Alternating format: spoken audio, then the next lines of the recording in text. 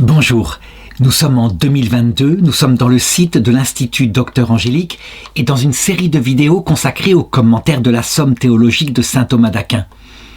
Alors, à partir de la question 18 de la Prima Secunde, j'en passe à un autre sujet, et donc à un autre petit livret de la Revue des Jeunes, traduit par quelqu'un d'autre, un autre père dominicain.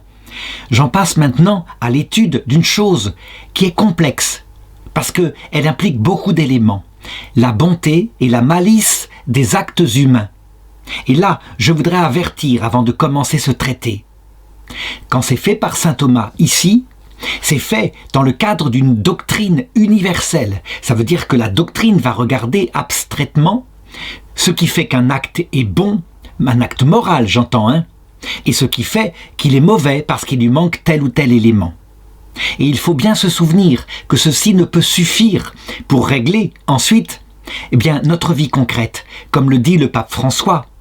La doctrine universelle, il faut la connaître, ne serait-ce que pour avoir le repère sur ce que c'est que par exemple un acte qui en soi porte quelque chose de mauvais. C'est important. De cette façon-là, on est éclairé.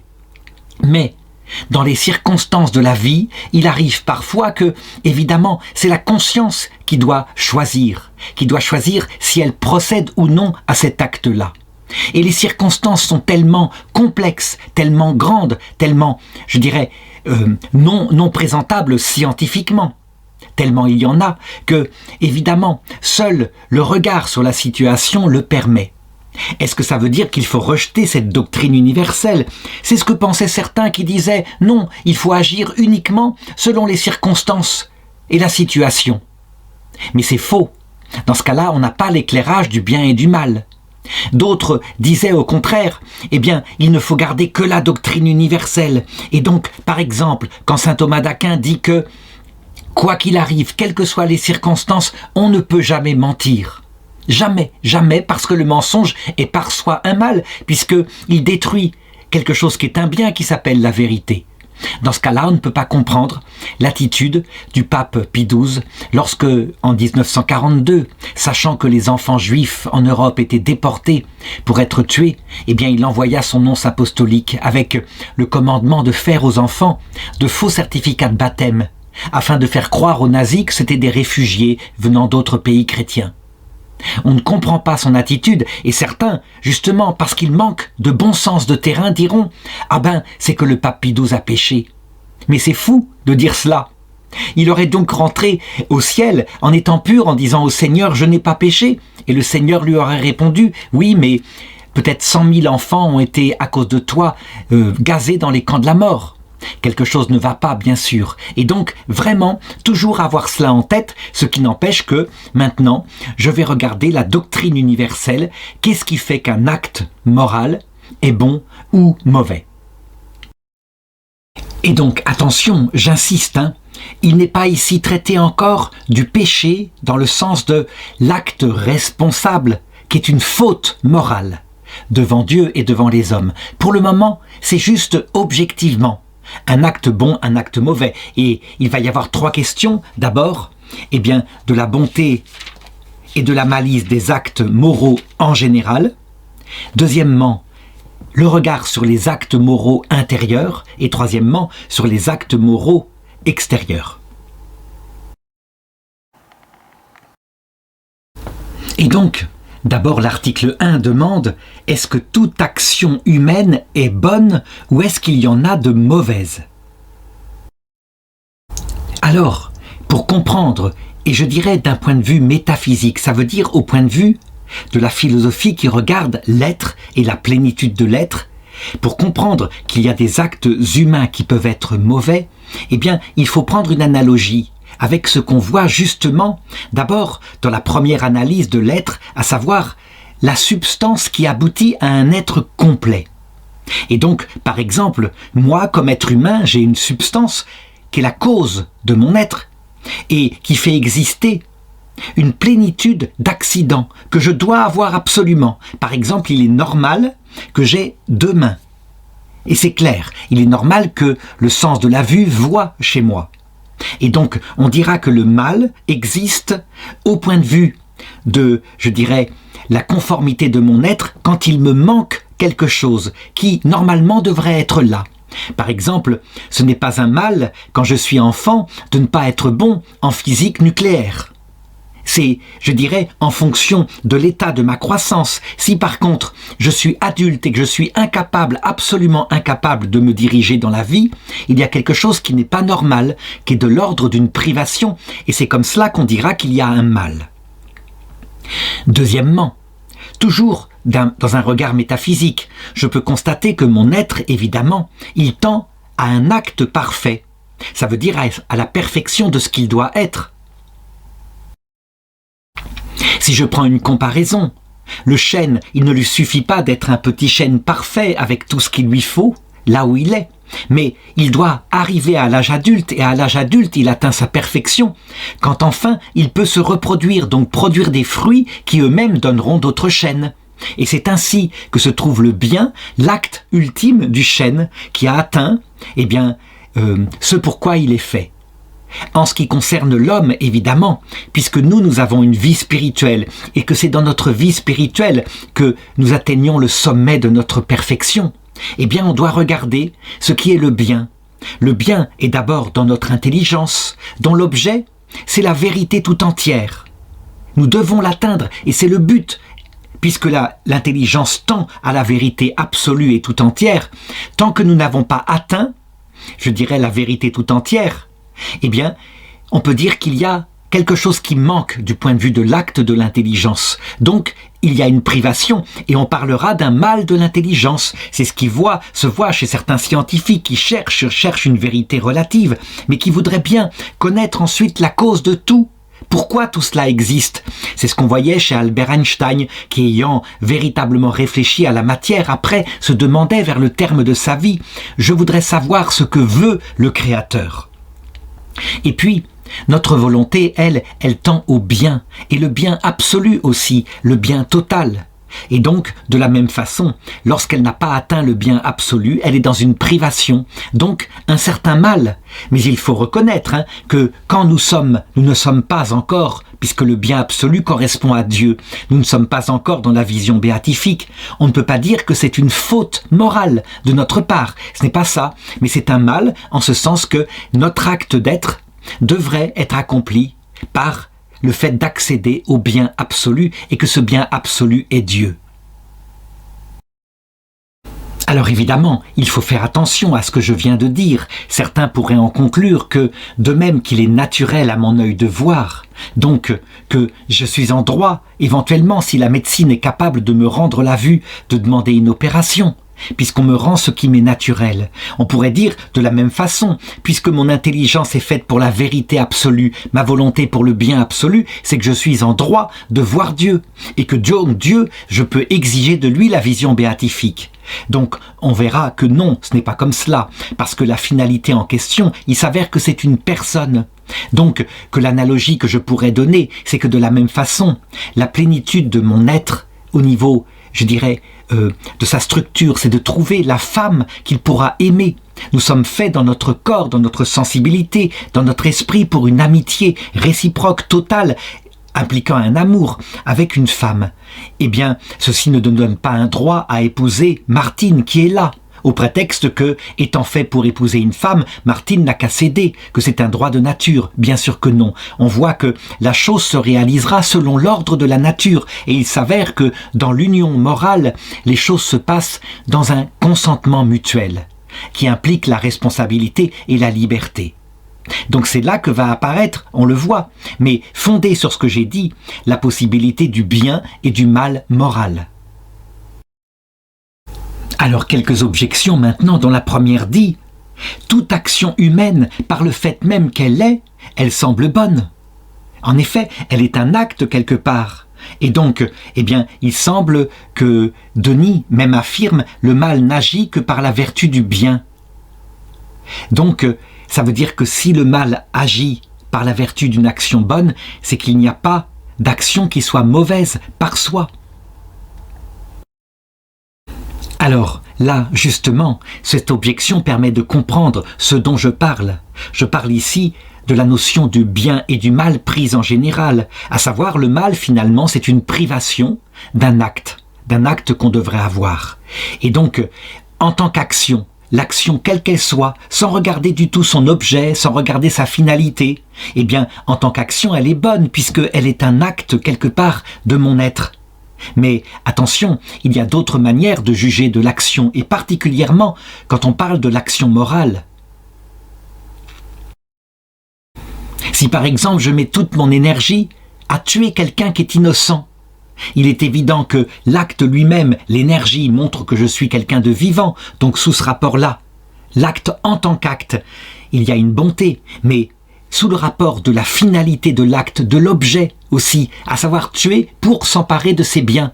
Il y a le mal moral, une privation grave de ce qui normalement devrait être l'acte de mon esprit, à savoir, eh bien, suivre sa nature qui respecte le bien de l'autre, qui respecte la personne de l'autre. Alors, deuxième objection qui va dans le même sens.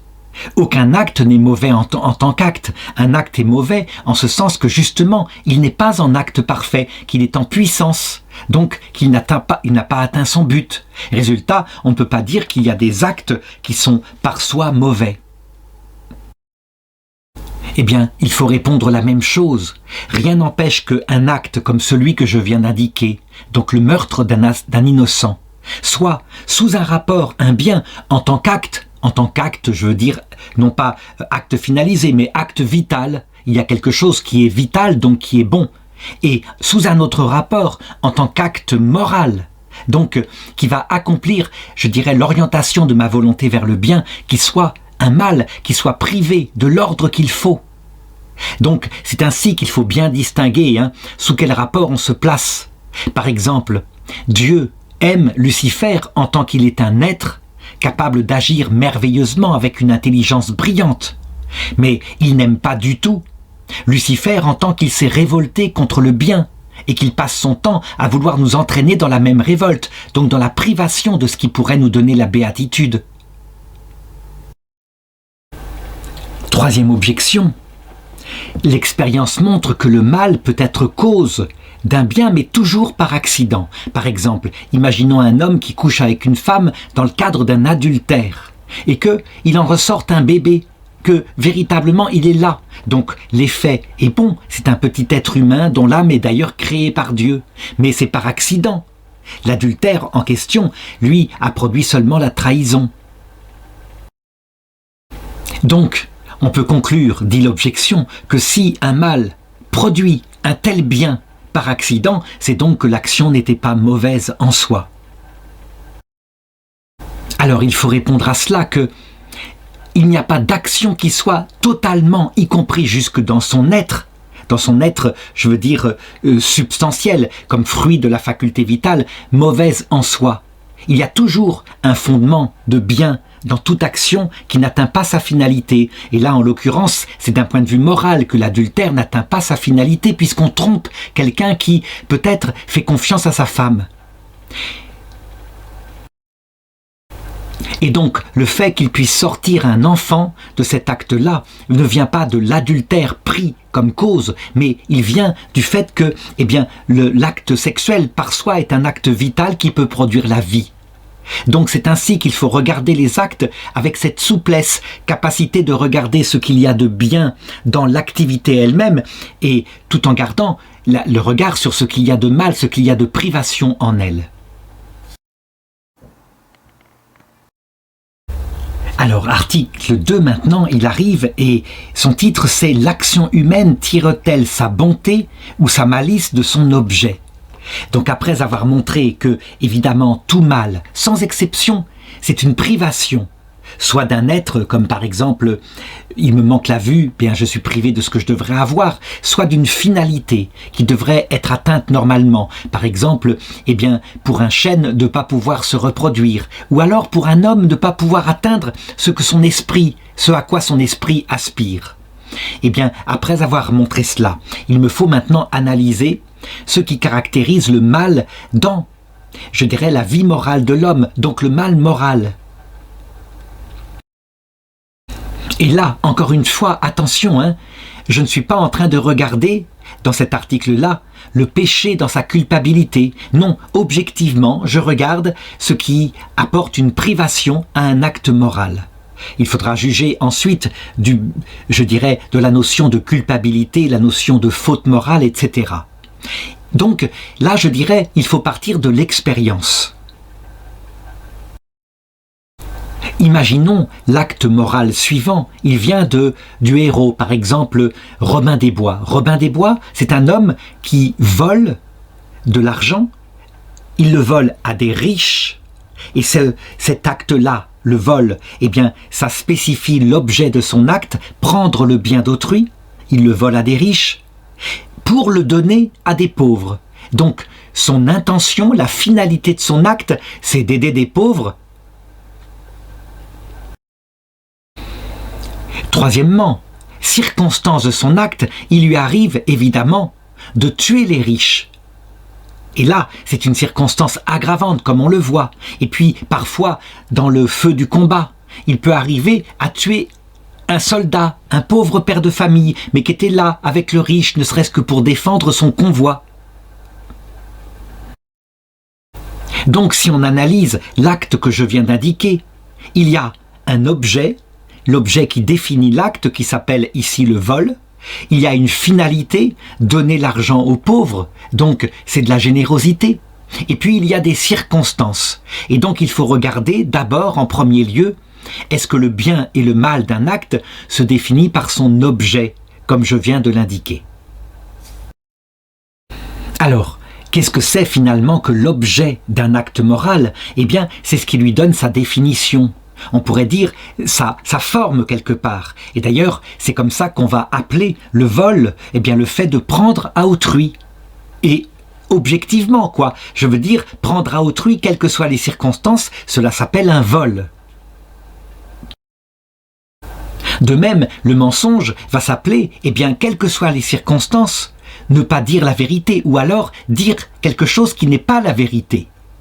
Il y a donc le mensonge par omission, et quelquefois le mensonge par acte positif.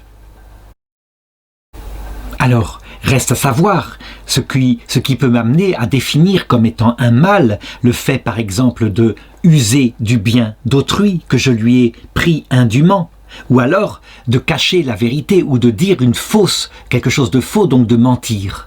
Eh bien, simplement en regardant ce qu'est le bien.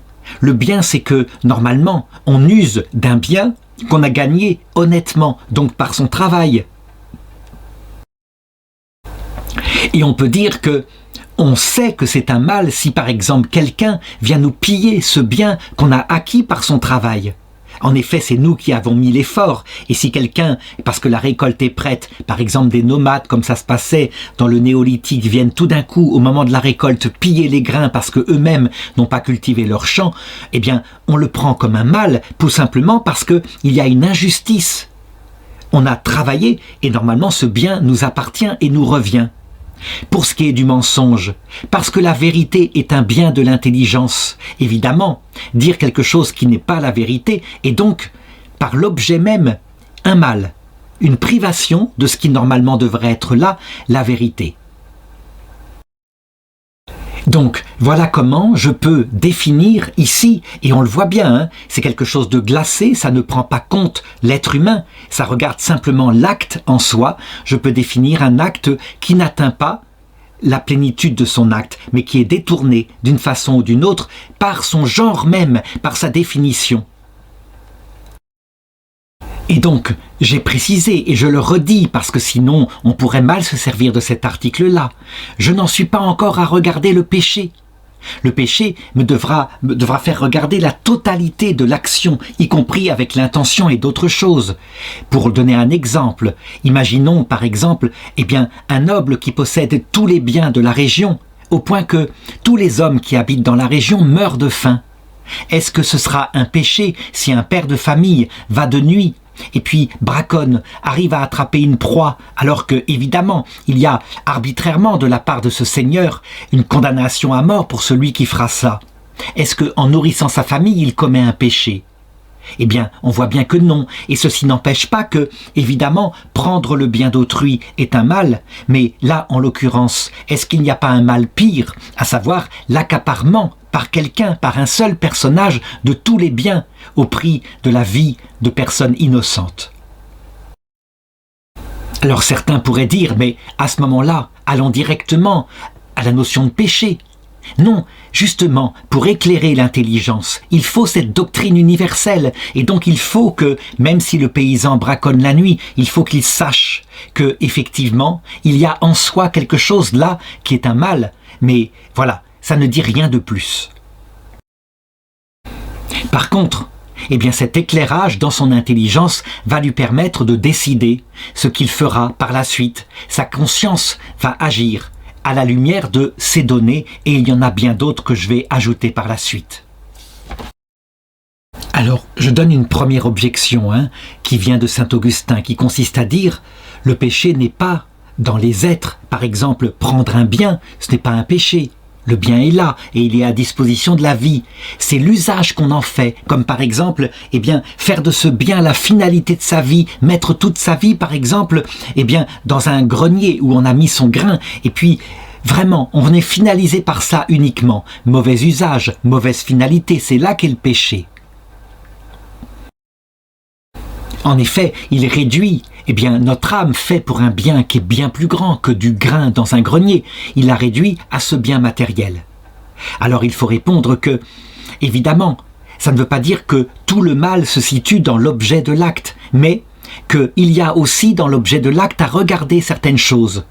Il y a des actes qui par eux-mêmes, évidemment, sont privés de l'ordre qu'il faudrait. Comme par exemple, je l'ai dit, pour le vol, eh bien, il y a par soi dans la définition l'accaparement d'un bien qui est à autrui. Et ceci est donc une privation de l'ordre qu'il faut, indépendamment de ce qu'on fera de ce bien, de la façon dont on s'en servira. Alors, deuxième objection, l'objet de l'acte. Par exemple, prendre ce stylo, eh bien, il tient lieu de la matière de l'acte. La matière, c'est ce stylo. Et donc, ce qui donne la spécification de l'acte, c'est pas cette matière, mais c'est plutôt la forme qu'il détermine. Donc, on ne devrait pas dire que ce stylo, eh bien, est cause de la malice de mon acte. Alors, il faut répondre que, évidemment, il y a là une analyse qui ne va pas du tout. La forme, l'objet d'un acte moral, comme le fait de prendre ce stylo dans la trousse de mon camarade, dans son dos, pour la lui voler parce qu'il me plaît, parce que je le convoite. C'est ça qui donne la forme à l'acte et qui va faire de cet acte-là le vol. Alors que si je l'emprunte 1 minute et qu'après je le remets dans sa trousse, on parlera d'un emprunt. Donc ce stylo n'est pas l'objet de mon acte, mais c'est juste ce que mon acte concerne. Mon acte est concerné par ce stylo, mais il faut regarder maintenant comment je me le suis accaparé. Et ça, c'est l'objet de mon acte. Troisième objection, l'objet de la puissance active, c'est-à-dire l'objet de l'acte que je commets. Eh bien, si je prends l'exemple, m'accaparer ce stylo qui n'est pas à moi, eh bien, ça, c'est plutôt un effet. Je m'accapare le stylo, d'accord, j'ai commis un vol. Et ce qui rend l'acte mauvais, c'est la cause qui est en moi. En fait, en réalité, c'est parce que je l'ai convoité. Donc il y a une convoitise qui a fait que ça a produit un effet. Donc il faudrait dire que ce qui rend l'acte moral mauvais, c'est la cause présente à l'intérieur de mon âme et non pas simplement l'effet matériel. Alors il faut répondre à ça, que parfois, c'est vrai, le vol vient de la convoitise, mais pas toujours. Et donc, il faut regarder l'objet de l'acte en lui-même. L'objet de l'acte en lui-même, indépendamment de la cause qui peut être autre chose que la convoitise, qui peut être la générosité, comme je l'ai dit pour Robin des Bois, qui va redistribuer. Eh bien, je dirais, la cause qui produit une finalité n'est pas la seule chose qu'il faut regarder pour déterminer si un acte est mauvais. Il y a aussi l'objet de l'acte, donc sa définition, j'ai pris à autrui. Ce qui, normalement, n'est pas à moi. Et donc, ça aussi, il faut le regarder, bien que, on le verra à la fin, évidemment, il n'y a pas que l'objet de l'acte qui permet de juger du bien et du mal dans un acte moral. Mais c'est un des aspects, et donc il faut le conserver. Il faut simplement, maintenant, et je le rappelle encore, être prudent. Par exemple, le vol, par définition, c'est accaparer l'objet d'autrui qui ne nous revient pas. Et donc, par définition, c'est un mal. Est-ce à dire que que le vol, par définition, est un péché au sens péché mortel, péché qui enlève la confiance, etc. La réponse est que c'est beaucoup trop rapide, bien sûr. Là, je parle simplement d'un désordre par rapport à ce qui devrait être le bien. Rien de plus, je ne suis pas encore dans le jugement moral. Alors vient ensuite l'article 3 qui demande « Est-ce que la bonté ou la malice des actions humaines leur vient aussi des circonstances ?» Alors, là encore, je ne donne pas de cette contrat puisque ceci peut être considéré véritablement d'un point de vue naturel. Notre vie morale nous le montre. Alors d'abord, qu'est-ce que c'est qu'une circonstance d'un acte? Eh bien, c'est tout ce qui entoure l'acte, mais qui n'en fait pas partie, soit pour le définir comme l'objet, soit dans l'intention que vraiment on visait. Donc si je reprends l'exemple de Robin des Bois, je l'ai dit, il vole, ça c'est la définition de l'acte, il prend le bien d'autrui, avec la finalité de la générosité, pour le donner à d'autres personnes. Les circonstances, c'est donc tout ce qui entoure. Et donc, eh bien, si je prends un exemple en dehors de cela, je multiplierai les exemples afin que chacun comprenne. Par exemple, se laver, c'est quelque chose de très bien et il faut le faire. Je me lave par exemple parce que je ne veux pas sentir mauvais et donc affecter ma vie de famille.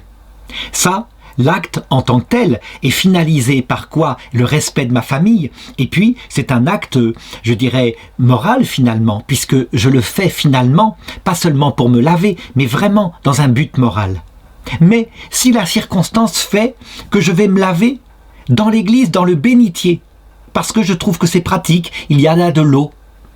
Il y a une circonstance particulière complètement absurde, j'espère que ceux qui écoutent cette vidéo en riront, mais c'est comme ça, qui fait que l'acte ne va plus du tout, il devient un sacrilège. Se laver avec du savon dans le bénitier de l'église, quelle idée! Et donc on le voit, toutes les circonstances, mais évidemment que je ne peux pas raconter tellement il y aurait des choses à imaginer, toutes les circonstances vont influencer la bonté et la malice de l'acte moral, peuvent même le changer complètement, au point que un acte anodin comme se laver pour sa famille devient un sacrilège à cause de la circonstance. Alors pour le faire comprendre, saint Thomas d'Aquin prend l'analogie suivante. Eh bien, on peut comparer nos actes moraux avec un principe qui leur donne leur unité, qui est la finalité recherchée. Il y a aussi leur substance donnée par l'objet de l'acte. Et puis, il y a, pas que ça, il y a les circonstances. Eh bien, c'est analogue à ce qui se passe dans un être. Un être comme par exemple moi qui suis une substance unifiée parce que vivante, il y a bien ma substance qui donne l'unité à mon être. Il y a, deuxièmement, ce qui est essentiel, ce qui est fondamentalement lié à cette substance, comme par exemple l'existence de mon intelligence, de ma volonté, de ma vie sensible, de mon corps. Et puis, il y a les choses qui sont secondaires, comme par exemple ma figura. La figura, c'est-à-dire la forme du visage. Et j'aurais eu une forme différente, effectivement comme cela, eh bien, est-ce que ça aurait influencé? Oui, certainement. Je pense que si jamais j'avais, je ne sais pas moi, une peau grumeleuse par exemple, simplement cela, eh bien, mes vidéos auraient peut-être beaucoup moins d'écoute. Ça joue à rien, ça joue à la forme d'un sourire, quelque chose de purement extérieur et accidentel, et donc il faut en tenir compte. Eh bien, ce qui se passe pour analyser l'être, eh bien, se passe aussi pour analyser l'activité morale. Il y a les circonstances. Évidemment, on ne peut pas en faire le tour, on ne peut pas faire un traité des circonstances. Et voilà pourquoi les jésuites, au XVIe siècle, avaient élaboré pour les confesseurs ce qu'on appelle des traités de casuistique, où ils essayaient de passer en revue les circonstances d'un acte. Par exemple, un homme qui couche avec sa femme. Très bien, ils sont mariés. Mais s'il couche avec sa femme, qui par ailleurs est déjà mariée, ça devient un adultère. Voilà une circonstance qui change l'acte. Ou s'il couche avec sa femme publiquement, dans une église, Ça change encore l'acte, ça devient un sacrilège, etc. Mais du coup, comme on pouvait multiplier les circonstances, eh bien, ces traités de casuistique ont fini par disparaître pour être remplacés par le pape François par un jugement au cas par cas du confesseur qui regarde tout ce que raconte dans le péché la personne et qui, quelquefois, alors que, eh bien, si on prenait que, par exemple, l'objet de l'acte, l'objet dont j'ai parlé à l'article précédent, on ne donnerait pas l'absolution. Quelquefois, il donnera l'absolution. Parce qu'il estime que, effectivement, vu la plénitude de l'acte, eh bien, ça ne constitue pas un péché obstiné ou même un péché mortel. Donc on le voit, par exemple dans cette note, une note de son encyclique sur le mariage, le pape François dit, eh bien, il pourra même arriver que quelquefois, selon le jugement du confesseur, l'absolution soit donnée à une personne divorcée remariée. Ça paraît étonnant, hein? Parce que ça semble contradictoire avec ce que dit Jésus.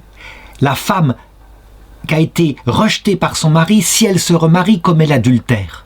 Eh bien, cela montre que l'Église est capable véritablement d'avoir un jugement, et c'est ce que lui a confié Jésus, un jugement sur la qualité des actes moraux ou immoraux. Alors, première objection, les circonstances sont donc extérieures à l'acte. Et Aristote le dit, ce qui définit un acte, c'est ce qui sont dans les choses elles-mêmes, comme par exemple, eh bien, l'objet, s'accaparer le bien d'autrui, ou la finalité, le faire par convoitise, pour s'accaparer, pour se sécuriser dans sa vie. Et donc, ce ne sont pas les circonstances qui sont extérieures, qui sont des accidents de l'acte, qui, je dirais, déterminent la bonté et la malice d'un acte. Alors d'abord, si on prend la définition des circonstances, oui, c'est très vrai. Ils sont extérieurs à l'acte, ils lui sont accidentels, un peu comme la forme de mon visage ou la coupe de mes cheveux est accidentelle à ma substance. Cependant, il peut arriver que cet aspect-là accidentel, je dirais superficiel après tout, peut déterminer véritablement, eh bien, par exemple, la vie. Quand je pense aux gueules cassées après la guerre 14, qui avaient reçu une balle, par exemple, qui avait supprimé leur mâchoire inférieure, ils n'arrivaient jamais à se marier. Et donc on le voit, cet accident-là déterminait leur vie. Eh bien, par analogie, on peut dire qu'il arrive que des accidents d'un acte moral en changent la nature. Et j'en ai donné quelques exemples. Et ça peut toucher à tout. Par exemple, prenons un homme qui tue sa femme. Eh bien, si il était en train de faire de l'alpinisme, que tout d'un coup la corde a dévissé, qu'elle était pendue à la corde, que le crochet là allait céder, et donc qu'il fallait décider, parce qu'il y avait des enfants, entre couper la corde au-dessus de soi et mourir tous les deux, ou au-dessous de soi, et que la femme a dit « coupe au-dessous parce que tu t'occuperas des enfants, nous ne devons pas mourir tous les deux », eh bien, cette circonstance-là, qui aboutit à la mort de la femme, on a coupé volontairement la corde dessous, eh bien, n'est pas du tout pareil que de tuer sa femme de manière préméditée pour pouvoir, dans le cadre d'un divorce, se mettre avec sa maîtresse et garder tous les biens. D'un côté, on a donc un acte qui est involontaire, finalement. Le mari jamais n'aurait fait cela. Et de l'autre côté, un assassinat crapuleux. Voilà comment les circonstances peuvent changer la nature de l'acte. Deuxième objection. La morale, c'est une science, et donc c'est une science qui va regarder, eh bien, la définition, avec des données universelles, comme par exemple, je l'ai dit, la définition du vol, c'est s'accaparer le bien qui est à autrui, c'est pas compliqué.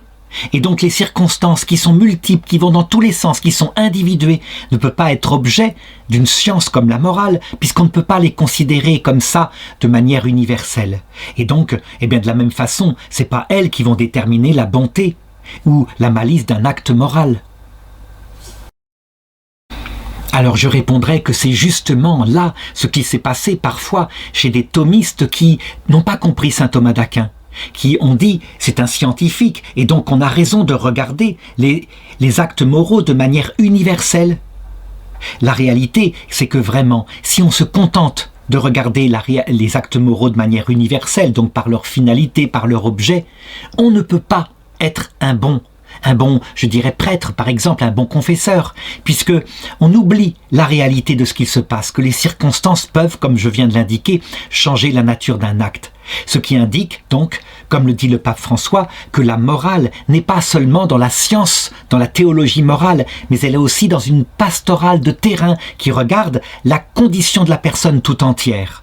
D'ailleurs, c'est ce qu'on voit influencé par saint Thomas d'Aquin, ce qui se passe dans les procès d'assises, où on regarde tout, ça veut dire la personnalité de celui qui a commis l'acte, les circonstances, etc. On va en juger, et le procès peut parfois durer des jours et des jours à cause de cela. Il n'est pas fait à la va-vite en disant simplement « tu as volé, donc 2 ans de prison ». C'est pas comme ça que ça se passe, et même en correctionnel. Troisième objection. Ce qui définit un acte moral, c'est donc son objet, c'est ce qui lui donne son genre, sa définition. Donc, mentir égale ne pas dire la vérité ou dire quelque chose qui est une fausseté. C'est pas compliqué, et c'est ça qui détermine la matière morale. Donc, il ne faut pas chercher les circonstances. La réponse de saint Thomas d'Aquin va être encore de prendre l'analogie de la métaphysique. Et donc, le bien qui est là, on le voit, il tient compte des accidents de l'acte. Or, le bien est convertible avec l'être. Eh bien, je l'ai dit, mon être n'est pas seulement ma substance. Ce sont aussi les accidents qui collent à ma substance, ma main, mon corps, etc. Et puis, les accidents secondaires. Effectivement, je l'ai dit tout à l'heure, en ce qui concerne ma vie morale, le fait d'avoir des cheveux ou pas peut jouer parfois. Évidemment, ce sera beaucoup moins net comme influence que par exemple avoir une bouche torve qui fait qu'on paraît méchant alors qu'on ne l'est pas, ou des yeux globuleux, quelque chose comme cela.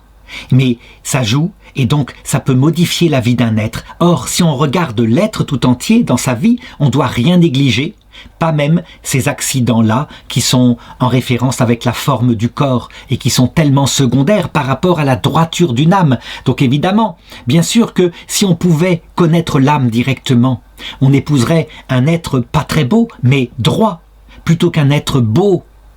Je dirais le héros, le phénix des hôtes de ces bois, mais voleur, menteur, tricheur. Et l'article 4 demande, est-ce que la bonté ou la malice de l'action humaine lui vient aussi de sa finalité? Et donc il faut que je précise ce dont je parle ici.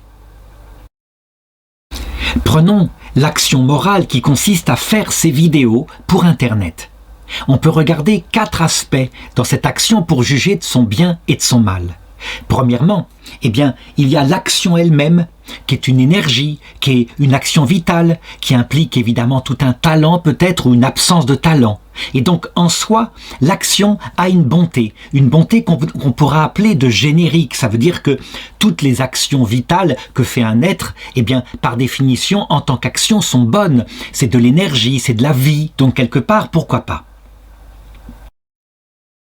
Deuxièmement, il y a l'objet de ces vidéos. Il s'agit eh bien, de présenter des choses qui normalement doivent faire grandir la vérité. Mais c'est la recherche de la vérité, elle consiste en cela. Ce ne sont pas des vidéos qui servent à, je dirais, faire de la poésie, ce n'est pas cela du tout. Il y a un rapport avec la vérité sous tous ses aspects, vérité philosophique, vérité théologique. Donc voilà, je peux définir ces vidéos comme étant des vidéos de philosophie ou ici de théologie catholique. Troisièmement, il y a les circonstances. Les circonstances, c'est que, manifestement, je l'ai fait dans un espèce de grenier avec ce bois-là, qui est bizarre, qui ressemble à une boîte. Certains se sont demandé pourquoi ça serait pas plutôt dehors, ça serait beaucoup plus, je dirais, moins renfermé, comme dans une boîte de conserve. Oui, c'est une circonstance. Il y a plein d'autres circonstances, comme par exemple les vêtements que je porte, l'icône du Christ qui est derrière moi, que je mets exprès pour signifier que je ne suis pas en pure philosophie, et je la retire quand je suis purement en philosophie, pas toujours évidemment, parfois j'oublie, mais de fait là, comme c'est un commentaire de saint Thomas d'Aquin, je mets le Christ derrière. Et maintenant, il y a la finalité. Ceux qui me détestent diront, il le fait pour avoir sur internet des vues, et comme ça, pour pouvoir avoir de l'argent. Et ceux qui m'aiment diront non, il le fait parce que c'est un professeur, il aime bien répandre gratuitement comme cela la vérité pour que chacun puisse l'atteindre et, je dirais, être meilleur chrétien. Donc voilà comment, par ces quatre aspects, il n'y a pas de S à 4, eh bien, je peux considérer un acte moral, je peux en juger. Et on peut dire, dit saint Thomas d'Aquin, que de même que le bien donc doit regarder ces quatre aspects, eh bien, il en est de même puisque le bien est convertible avec l'être. Je veux dire que, eh bien, tout ce qui est bon, par définition, et tout ce qui est bon est. Eh bien, c'est pareil dans la substance, dans un être humain complet. Je regarde tout, à savoir sa substance, les accidents qui sont fondés sur sa substance, je l'ai dit, des choses secondaires comme, je dirais, la figura, la forme du visage. Et puis l'acte ultime que peut atteindre un être s'il est un animal, ça consiste bien à défendre ses petits, à donner la vie et puis à survivre par lui-même. Mais si c'est un être humain, l'acte ultime consiste à atteindre sa fin, donc à atteindre la vision béatifique. Alors, première objection, on le sait, personne n'agit en cherchant le mal pour le mal. Ce n'est pas vrai, on agit toujours pour un bien. Et d'ailleurs, c'est programmé dans notre être, notre volonté naturellement tend vers le bien, et donc toute action qu'elle fait, elle le fait pour un certain bien. Donc, eh bien, on ne peut pas dire que la fin détermine la bonté et la malice d'un acte. Alors, je dirais que cette objection-là correspond à la pensée d'un certain Jean-Paul Sartre, qui disait, effectivement, il n'y a pas de nature humaine, il n'y a pas de détermination de notre volonté vers quelque chose qui serait bien ou pas bien. C'est neutre, notre volonté. Par contre, il y aura des effets conséquents. Par exemple, si on pille autrui, faut pas s'étonner qu'autrui se défende et nous tue. Donc, il disait, vous voyez, mon existentialisme, le fait qu'il n'y a pas de nature humaine, que notre esprit est neutre par rapport à une vérité qui n'existe pas, un bien qui n'existe pas. N'empêche que, disait-il, c'est un humanisme puisque on va pouvoir déduire les conséquences d'un acte qui nuira à autrui. Évidemment, son analyse ne colle pas. On peut véritablement comprendre que, eh bien, notre esprit est orienté vers quelque chose qui objectivement est le bien.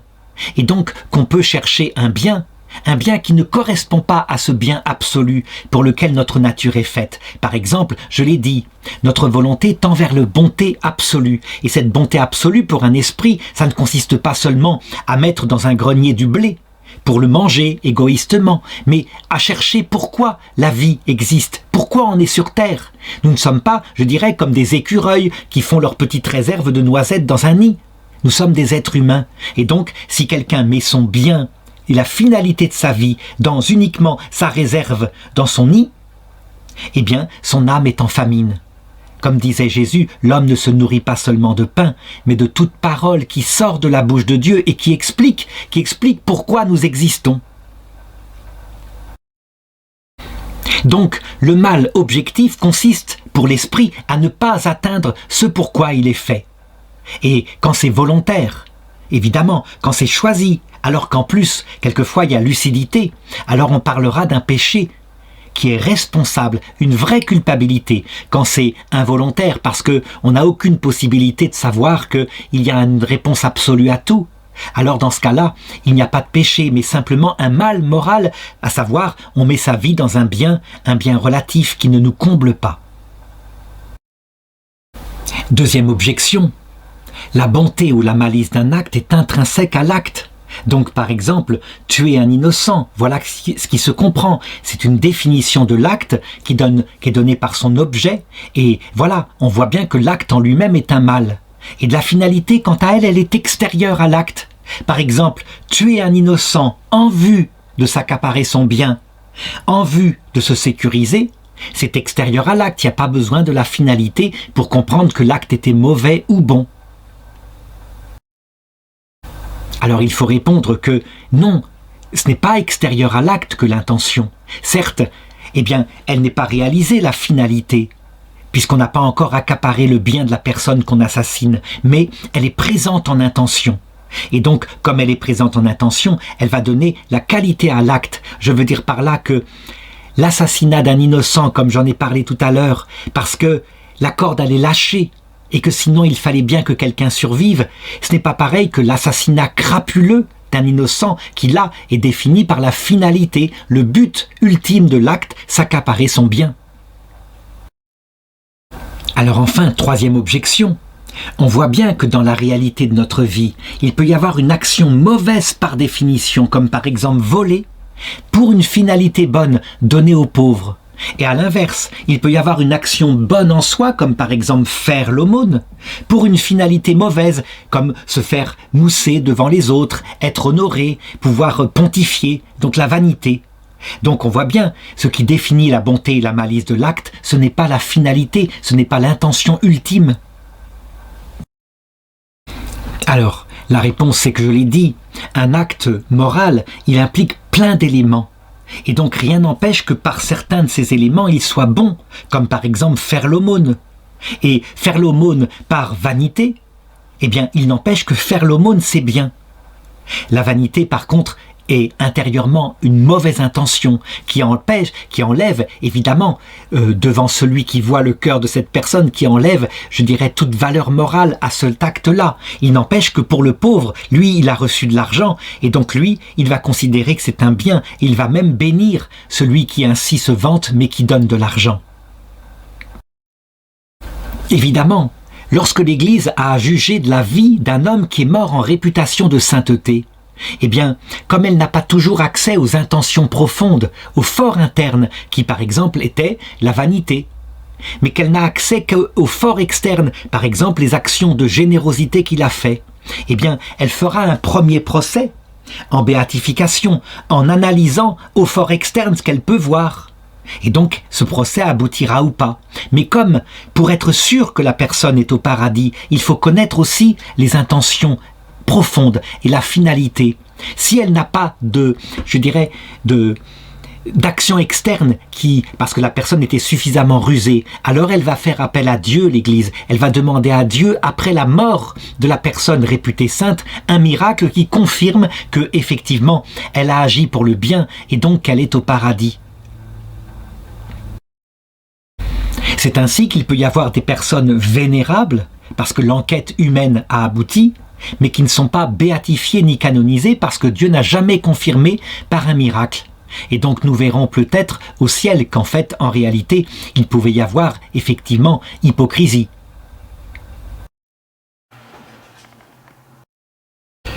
L'article 5 alors demande, est-ce qu'il y a une différence d'espèce entre les actions humaines bonnes et les actions humaines qui sont mauvaises ?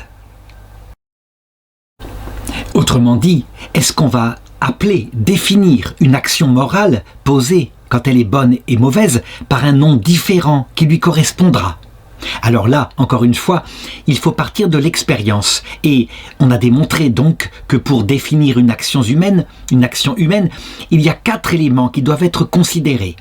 D'abord, en tant qu'action elle-même, action vitale, on peut dire que là, elle est bonne par nature. Deuxièmement, il y a son objet, ça veut dire ce qu'il a défini génériquement, comme par exemple se laver, c'est se laver, ou alors prendre à autrui quelque chose qui ne nous appartient pas, ça définit le vol. Troisièmement, il y a les circonstances, ça veut dire des choses, le temps, le lieu, ce qui est autour, qui vont entourer cet acte. Et quatrièmement, il y a la finalité ultime, ce pourquoi on fait cette action morale. Alors, il faut toujours, dans ces cas-là, non pas rester à, les définitions comme ça universelles, mais partir d'exemples. Donc, imaginons l'action suivante. Une femme avorte. Elle avorte une grossesse. L'acte d'avorter, l'acte en tant que tel, est un acte médical, un acte qui peut être regardé comme soi. Et comme acte, il implique une technicité. Donc on peut dire que l'acte lui-même, en tant qu'acte, n'a pas de connotation morale. Deuxièmement, l'objet de son acte, c'est donc de mettre la fin à l'enfant qui est en elle. Voilà une définition qui définit, nous sommes bien dans le cadre d'un avortement. Troisièmement, la circonstance. En fait, elle avait une grossesse extra-utérine. Ça veut dire que l'enfant se développait pas au bon endroit, mais véritablement dans les trompes de Fallope, et, je dirais, en grossissant, il aurait tué et la mère, et lui-même n'avait aucune possibilité de vivre. Quatrième chose, je regarde la finalité de cet acte, et bien en l'occurrence ici, puisque l'enfant n'est pas viable et que sa vie est finie parce qu'il n'est pas au bon endroit, le but est de sauver la vie de la mère. Si on regarde maintenant, eh bien, ce qui s'est passé, la mort de l'enfant, évidemment, c'est un drame, c'est quelque chose qui, en soi, dans la définition de l'acte, reste quelque chose de mauvais. Un drame et un malheur. Véritablement, cette maman voulait garder son enfant. Et pourtant, quand on regarde la totalité de l'acte, on voit bien qu'il n'y a pas ici un acte moral mauvais. Il n'y a pas ce que j'appelle un péché, à savoir la volonté de tuer un innocent. Quand on compare par contre à un acte analogue, mais qui serait de l'ordre du péché, en tout cas de l'acte moral mauvais, fautif, et tel que le regarde l'Église, avec cette considération particulière que l'enfant dès sa conception a son âme. Imaginons que l'enfant est viable, il est bien placé, et qu'il y ait avortement parce que, en fait, je n'ai que 3 chambres dans ma maison, et voici un 4e enfant qui est arrivé par accident. On voit bien, et notre considération morale est capable de le voir. Dans les 2 cas, il y a donc avortement factuel. L'objet de l'acte est le même, mais il n'y a pas la même finalité, il n'y a pas les mêmes circonstances. Et donc, dans un cas, ce n'est pas une faute morale, et dans l'autre cas, c'est ce qu'on appelle un avortement de convenance. Et c'est une faute morale aux yeux de l'Église, puisqu'on tue un petit être humain, on l'envoie dans un destin qui est inconnu. Dans le premier cas, on ne voulait pas tuer l'être humain, on voulait, parce que de toute façon il allait mourir, sauver la vie de la mère. Certains ont dit, mais alors il faut changer l'objet de l'acte. Ce n'est pas, dans le premier cas, un avortement, c'est plutôt, sauver la vie de la mère. La réalité, c'est qu'on le voit bien, l'objet ne peut pas être changé. L'acte est le même dans les 2 cas, mais pourtant, on le voit, sa nature, son espèce est changée. En l'occurrence ici, par les circonstances et par la finalité. Et donc, on le voit, la nature, la définition, l'acte est vraiment changé. Ce n'est pas un acte de la même espèce. D'ailleurs, c'est ce qu'on voit, c'est ce que dit Aristote dans le 7 Contra. Il dit, les vertus morales, quand on les regarde, elles changent d'espèce selon qu'elles portent sur quelque chose qui est ordonné ou quelque chose qui est désordonné. Par exemple, la générosité, qui est une vertu, qu'on appelle ici la libéralité,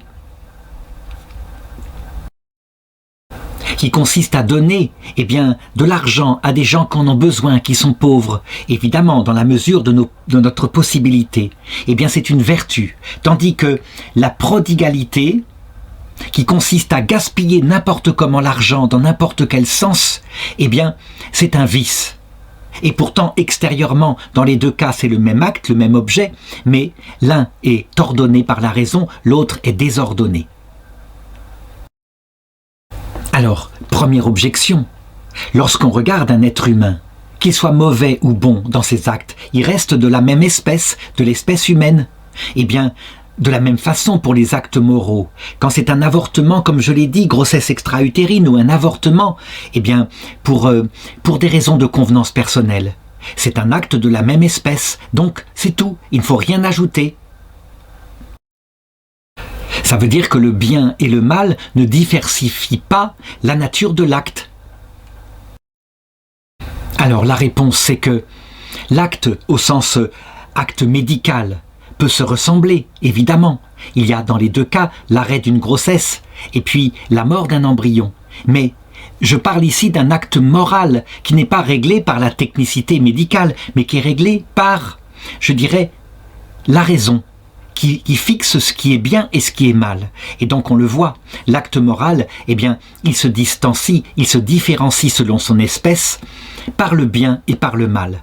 Quel que soit, je dirais, le mal qui le transforme en un acte mauvais, il est d'une autre espèce que l'acte qui serait pleinement bon. Et attention, Ce n'est pas toujours au niveau de la faute morale. Si je reprends le cas de l'avortement, donc par son objet, dans le cas de la grossesse extra-utérine, n'est donc pas une faute morale. C'est nécessaire, c'est un mal médical. Il se différencie effectivement de l'acte bon au niveau, je dirais, du don de la vie, qui consisterait en une grossesse normale. Mais on le voit, c'est une autre forme de différenciation ici. C'est de l'ordre de la réussite, de la perfection, de la réussite biologique. Et on parle dans cette question principalement du bien et du mal moral. Deuxième objection, le mal, on l'a vu, c'est une privation du bien. C'est donc du non-être, et du non-être ne peut donc pas spécifier un acte particulier. Alors là encore, il faut répondre, ce n'est pas du néant qu'un acte moral mauvais, mais c'est une finalité, un bien qu'on vise et qui ne correspond pas à la plénitude du bien. Donc il y a privation par rapport au bien, et donc c'est un acte positif qui court vers un bien. En l'occurrence, par son objet d'abord, tout avortement est un échec de la nature, qui n'aboutit pas à la vie. Ça c'est un jugement d'ordre, je dirais, de la vie. Et puis, l'avortement pour convenance personnelle, parce que on voudrait avoir une maison dans son confort, est évidemment le signe que la finalité, c'est le confort matériel qui t'a tué un petit être humain, qui t'a bafoué la nature en l'occurrence. Même si on ne croit pas en l'âme, on bafoue la grossesse qui est démarrée, et donc tout le corps de la femme qui s'est mis en acte pour recevoir la vie. Donc il y a là, du côté moral, évidemment, une privation. Mais ce qui est recherché par la morale, c'est bien une finalité, à savoir le confort. Troisième objection. Encore une fois, on peut regarder maintenant l'effet d'un acte, qui soit bon ou qui soit mauvais, et parfois c'est exactement le même. Par exemple, une relation sexuelle dans le cadre du mariage peut aboutir à la vie d'un enfant, mais aussi une relation sexuelle dans le cadre d'un adultère. Et donc on le voit, il n'y a pas de spécificité dans les faits, dans les deux cas, c'est une grossesse adultérine, grossesse, je dirais, légitime. Donc, encore une fois, on confond l'effet qui est là, biologique, et le don d'une vie, qui est un acte bon, je dirais, quand on regarde l'apparition d'une nouvelle âme qui vivra éternellement, et puis l'acte moral qu'on est en train d'analyser ici, et qui est spécifiquement différent. Dans un cas, l'adultère, et dans l'autre cas, la fidélité conjugale. Et on voit bien que de ce côté-là, spécifiquement moral, il y a une différence de nature. Parce que dans un cas, il y a amour, don de soi, et dans l'autre cas, il y a eu une certaine trahison de la parole donnée à un autre époux ou une autre épouse. Enfin, quatrième objection, on a vu que parfois, la spécificité de l'acte moral vient d'un accident. Uniquement un accident. L'acte, pour sa part, est normal, il est fait, je dirais, même dans une finalité qui, éventuellement, dans la tête de la personne est bonne, mais l'accident, je dirais, une circonstance particulière, va en changer la nature. Donc on voit bien, ça ne distingue donc pas l'acte bon de l'acte mauvais. Alors, j'ai donné un exemple tout à l'heure, se laver dans sa baignoire chez soi, par amour pour sa famille, pour sentir bon, fait qu'on se lave, c'est un acte moral de respect de sa famille. Et se laver dans le bénitier de l'église, parce que, je ne sais pas, on trouve que c'est plus pratique. Il y a là quelque chose de l'ordre du sacrilège, surtout si c'est fait avec du shampoing, de la lessive, etc. Dans une église, il y a quelque chose qui ne va pas. C'est donc une circonstance. On doit dire que, encore une fois, du côté de l'objet de l'acte, se laver, donc rien n'est changé. Mais là, la circonstance change la nature de l'acte moral. Puisque la circonstance, elle fait qu'on se sert de l'eau bénite dans le cadre d'une église, comme ça pour faire sa toilette, c'est quelque chose qui ne va pas du tout. Et donc elle transforme l'acte en un sacrilège quelque part. Et pourquoi est-ce possible ? Parce que, je l'ai dit encore une fois, l'acte moral se prend de la raison et de la volonté qui se porte vers quelque chose. Donc, c'est pas la matérialité de l'acte qui définit ultimement, il y a d'autres éléments. Vient ensuite l'article 6, et je terminerai ici pour cette vidéo, puisque je verrai les 5 autres articles dans une seconde vidéo, tellement ces questions méritent d'être développées. Est-ce que cette spécification en bien et en mal de l'acte vient principalement de la finalité, donc de l'intention de celui qui le commet?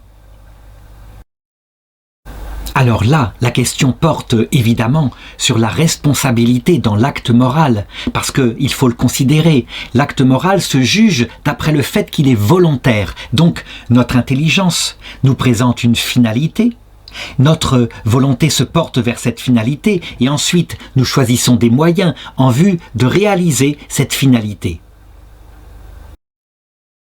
Donc on peut le dire, notre esprit regarde d'abord la finalité et c'est l'intention profonde. D'ailleurs, cette intention profonde, on peut presque la comparer à l'âme de l'activité morale tout entière parce que c'est en vue de cette finalité que les moyens vont être choisis.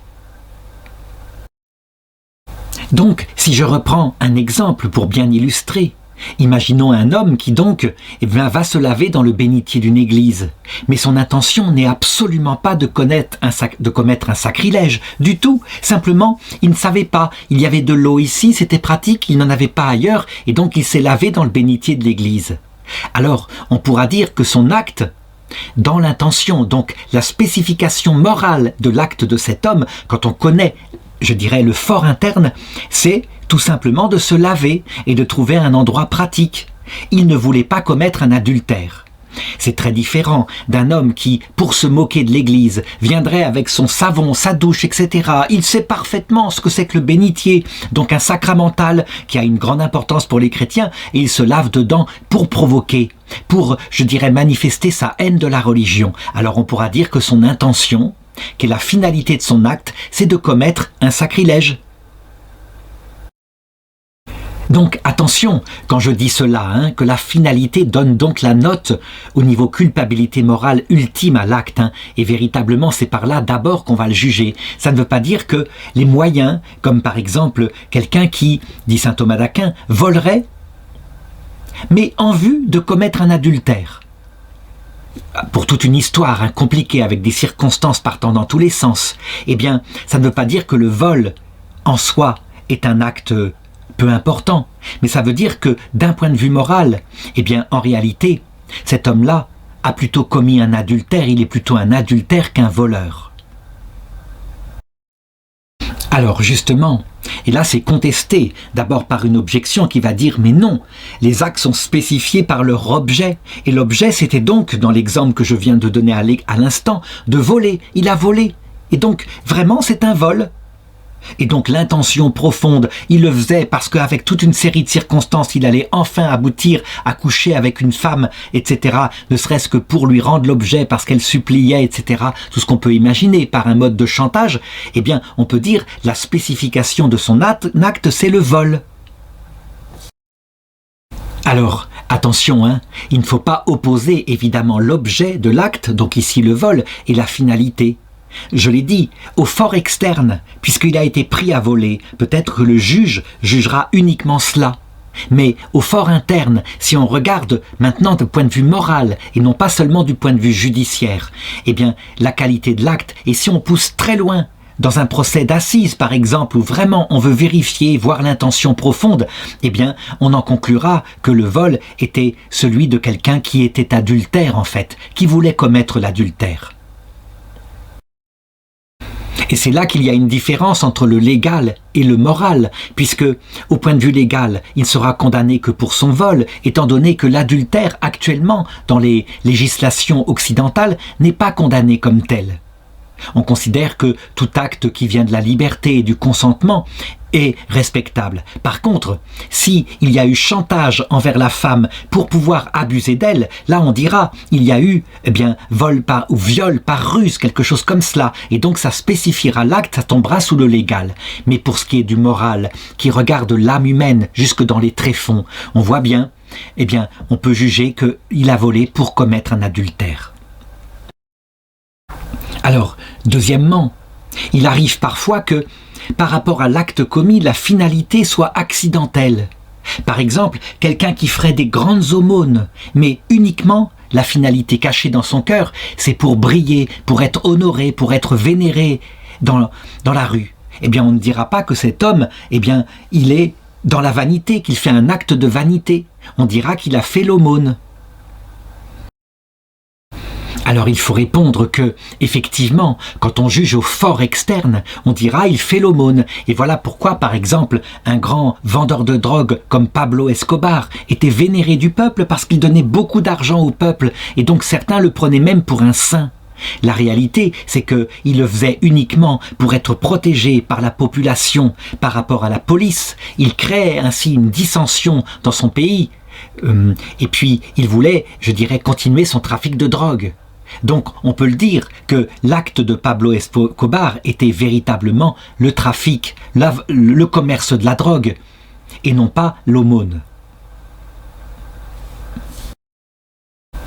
Il n'empêche que le peuple, n'ayant pas la possibilité de juger peut-être le fort interne, et peut-être se cachant à lui-même, étant simplement reconnaissant parce qu'ils avaient reçu de l'aide matérielle, le peuple regardait son acte extérieur uniquement.